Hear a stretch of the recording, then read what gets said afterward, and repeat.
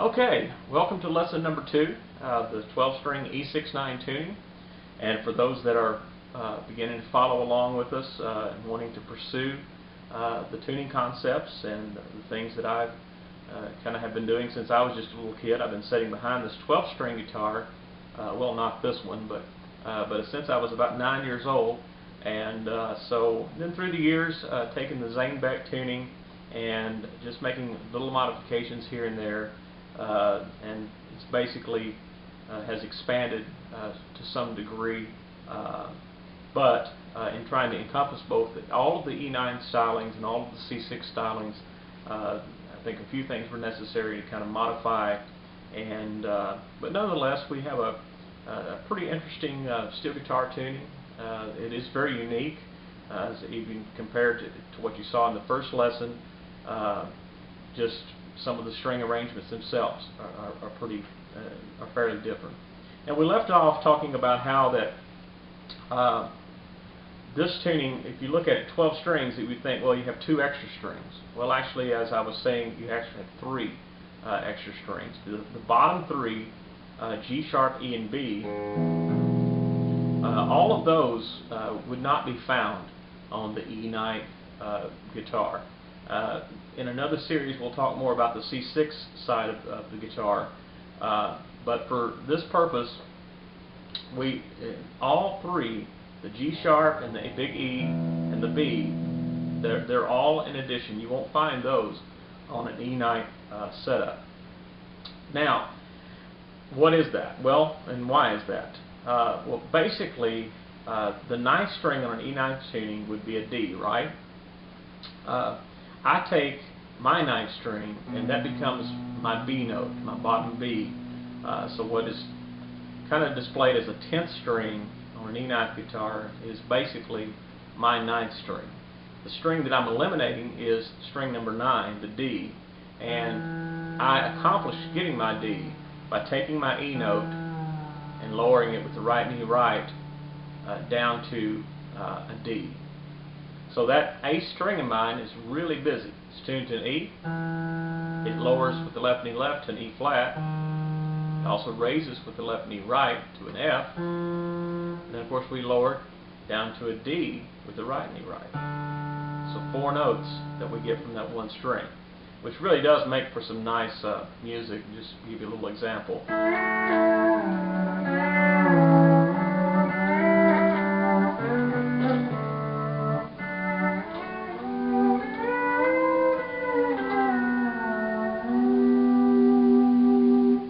Kind of see how I'm bending that note and using all of those knee levers just on that one little example I just gave you. So you may be a beginner right from scratch, you know nothing about the steel guitar, and you're just having trouble learning to hold the bar and get the picks on right. And then again, you may be a very seasoned player that just wants to give this a try and see what it can do for you. You're all going to need to know the basic grips. And as compared to an E9 setup, we actually are, we've got 1 extra grip because, as I've said, the 10th string on this guitar is actually in addition to what you would find on any standard E9 guitar. Now, let's look at the very top of this first, because here's probably one of the most interesting places in the guitar and where I think most of the players who are going to adapt or adopt some of my philosophies probably are going to really enjoy the musical space that really is kind of created with these top 4 strings being like they are. And we've talked about that verticalness of how those are laid out. But the first grip is a pretty radical change, because if you're used to getting your top grip, which is, and when we say grip, it's basically a triad. So you've got your 1, 3, 5. So anything you're going to sit down and do, any instrument, you're going to learn how to play a chord. And so that's when I refer to a grip, I'm really talking about the 1, 3, and the 5 chord, and just basically a major chord.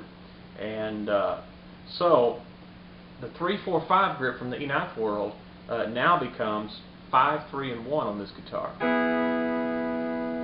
Okay, for those of you who have been playing guitar for quite a while, and you're thinking about this grip, 5-3-1, and it just kind of bothers you because you think, wow, I can't get used to that, or how's that going to work? Mirror that same motion that you have with your fingers, mirror that with what you have been using on your 6, 8, and 10 grip. So it's basically the same spacing with your strings. When you use 6, 8, 10, now you're going to use for your top grip the same format, which will be 4 or 5, 3, and 1. So for those that are fairly new to steel guitar, just think of it in terms of learning to make that sound good. 5, 3, 1, 5, 3, 1. So every time you sit down and practice, I want you just to run the frets. Maybe start at the 3rd fret, come to the 8th fret, come to the 10th fret, and back to the 3rd fret. Just learning to get that to sound real clean, and then you can pick them all at once, and then also just try things like this.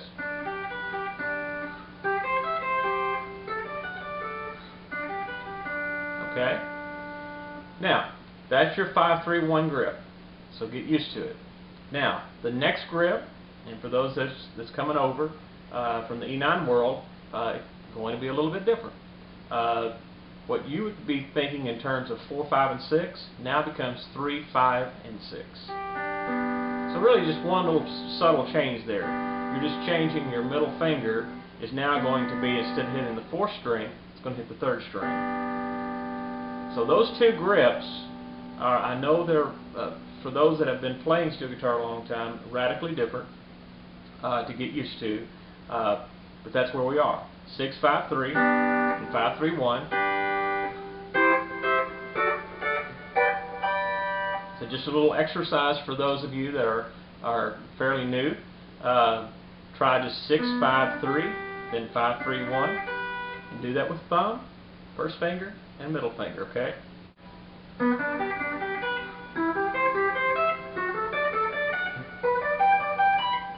Now I'm basically just running a simple progression between the 3rd fret, the 8th fret, the 10th fret, and then the 15th fret. Kind of in the key of G. G, C, D, back to G. The next grip, and here's the good news, the next grip's the same for everybody.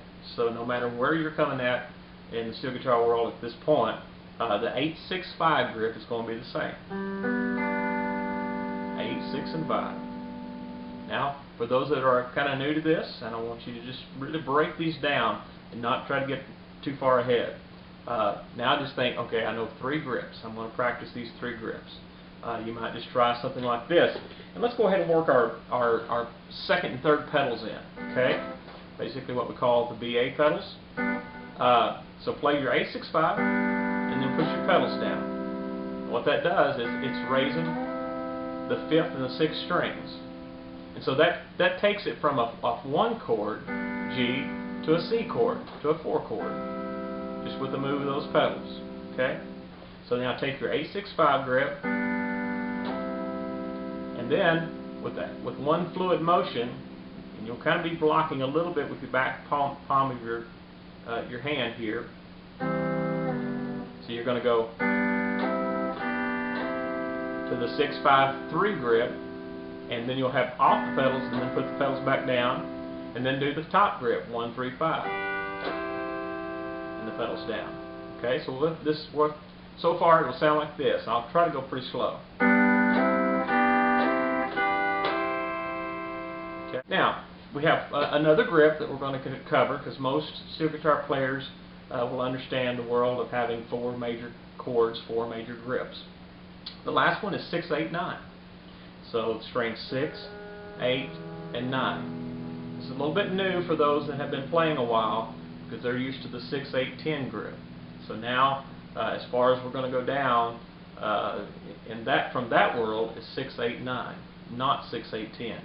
So 6, 8, 9. Now, again, let's apply that same kind of principles, just learning to get our hands to be able to do these.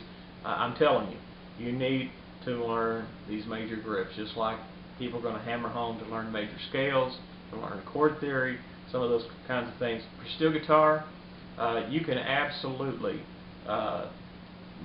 everyone will know that you're playing pretty well if you'll accomplish these major grips, and then being able to push your pedals down and doing that cleanly. You're going to have a lot of knowledge already.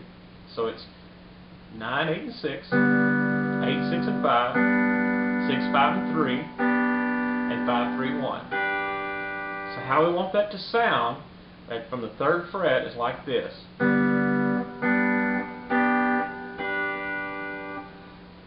Move up to the 8th fret.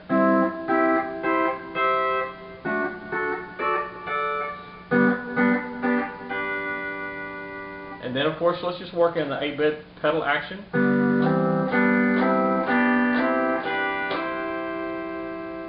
And then, of course, I like also doing these kind of things for you because this is will be really nice.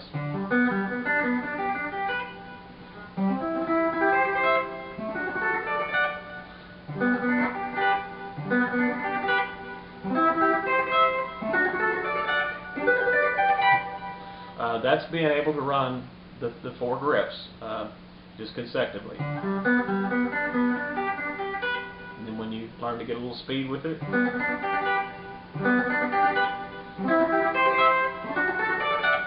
And people ask me a lot, how did you get to be that fast? How did you learn that? I literally would spend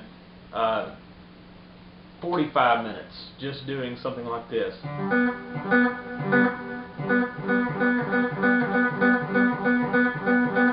Add another one. Add another one. Add another one. And then I would just do them over and over. And what I would kind of make myself to do so many in a row without making a mistake, or else I would start over and do that one again before I would move on to the next pattern. The last thing on this lesson here today, there's one more grip. This is exciting for those that are coming over from an E9 guitar, because this actually, I use this a lot because it gives me a lot of interesting things I can do when I'm just playing little songs like this. I'm going to use the bottom grip, which is 8, 9, and 10.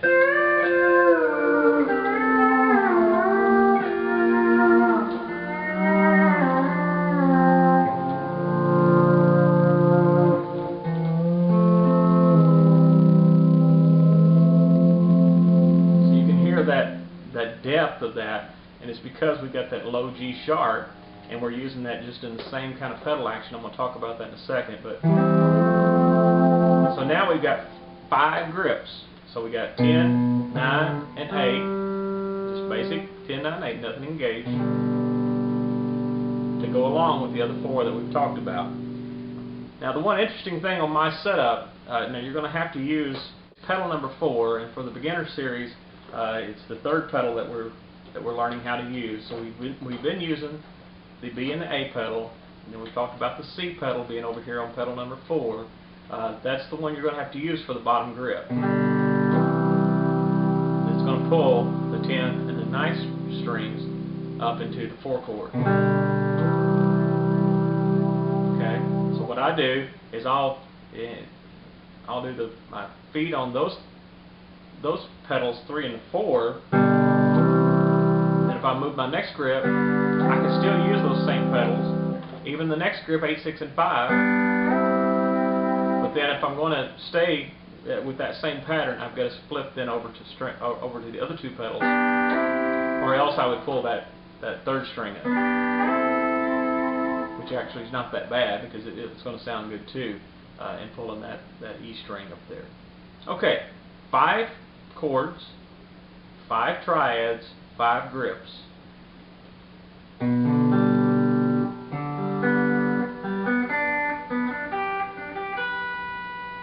And we're going to talk more in the next series about all the different positions and pockets that we'll get into with our pedals down and some of the knee levers, and staying and just working with the major chords at this point.